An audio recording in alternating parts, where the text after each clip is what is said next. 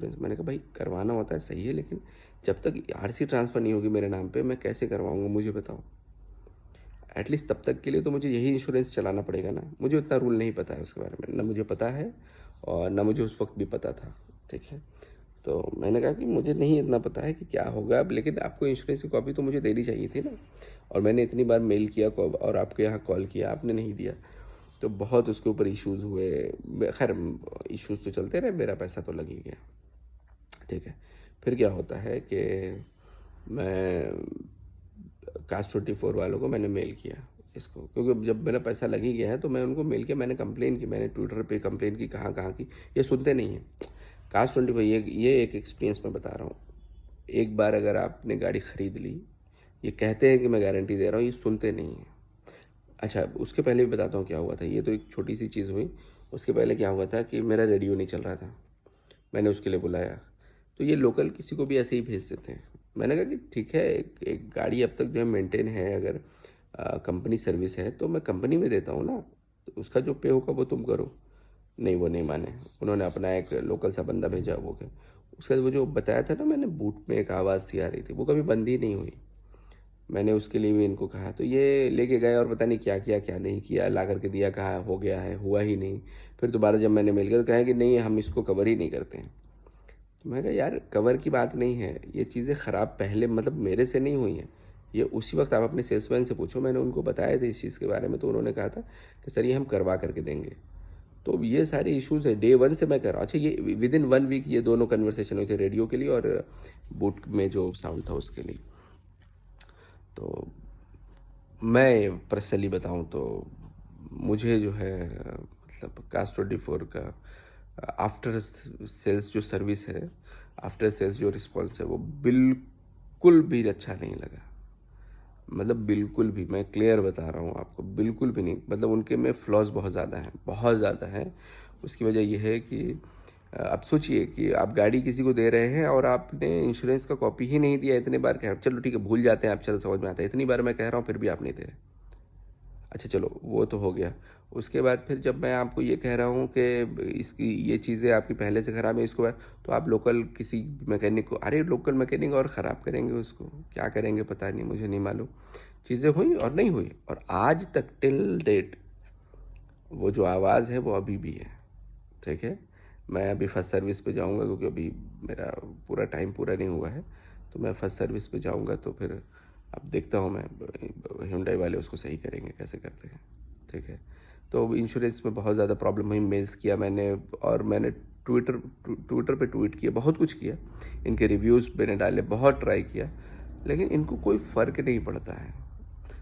आपने एक बार गाड़ी ख़रीद ली ना, तो इनके सेल्समैन तो आपका फ़ोन नहीं उठाएंगे जिससे बेचा है, और कस्टमर सपोर्ट तो ऐसे रिप्लाई करते हैं जैसे कहते हैं कि we are not responsible for this thing. अच्छा, दिस थिंग करते करते एवरीथिंग हो जाता है वो, ठीक है।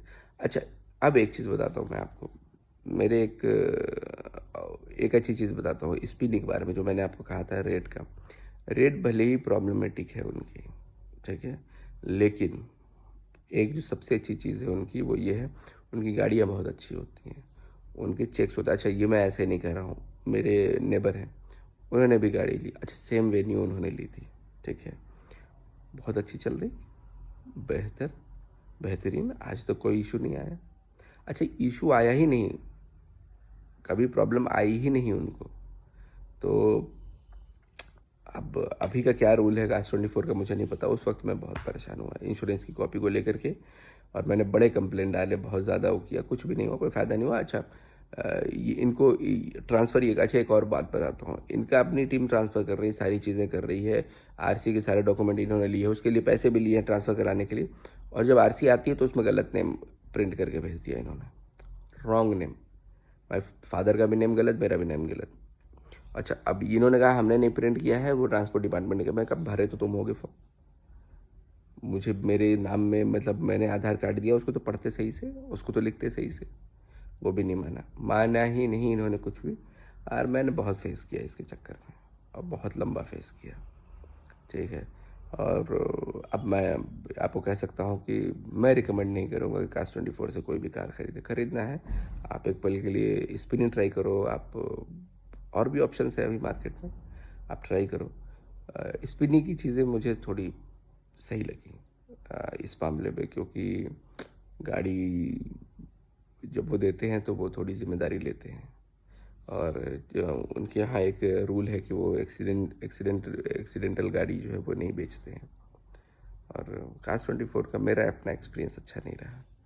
तो और स्पिनी हालांकि मैंने ख़रीदा नहीं, पहले बता दे रहा हूँ। ये मैं ऐसे ही, जो मेरे नेबर है उनके एक्सपीरियंस से कह रहा हूँ।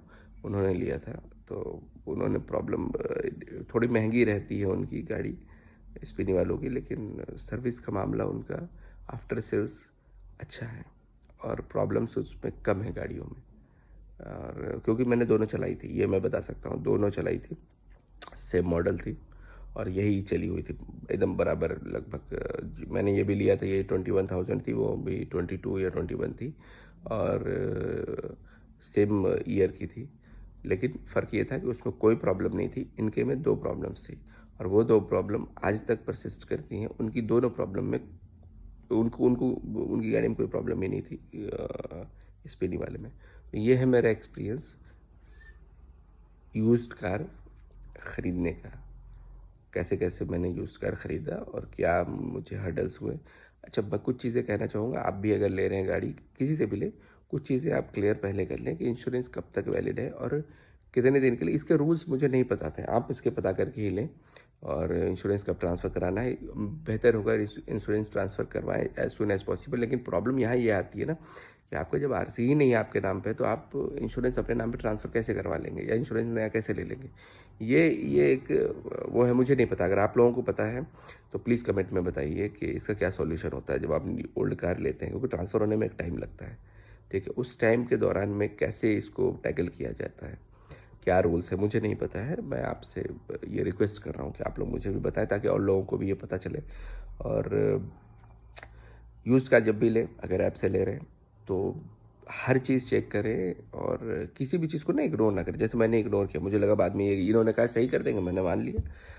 आप मानना मत, जब सही हो तभी लेना, वरना मत लो।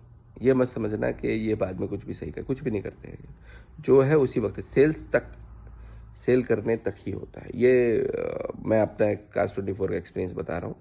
और आप ये सिर्फ बेचने तक ही आपसे आपकी बातें मानते हैं। तो बेहतर ये है कि अगर चीज़ें अच्छी हो तो लें, वरना ना लें। अच्छा, मैं अब ना इसको आपको एक्सपीरियंस बताऊंगा कि चलो ये सारी चीज़ें हो गई। उसके बाद मैंने जो गाड़ी ली है वो, अब वेन्यू के ऊपर मैं आपको बताता हूँ कि वेन्यू 3 साल के बाद कैसी चलती है और 3 साल के बाद क्या माइलेज है। बहुत उसके भी बड़े सारे पॉइंट्स हैं उसके लाइट फाइट को लेकर के, तो सारी चीज़ें मैं आपको उसके शेयर करूँगा। और तब तक के लिए थैंक यू वेरी मच।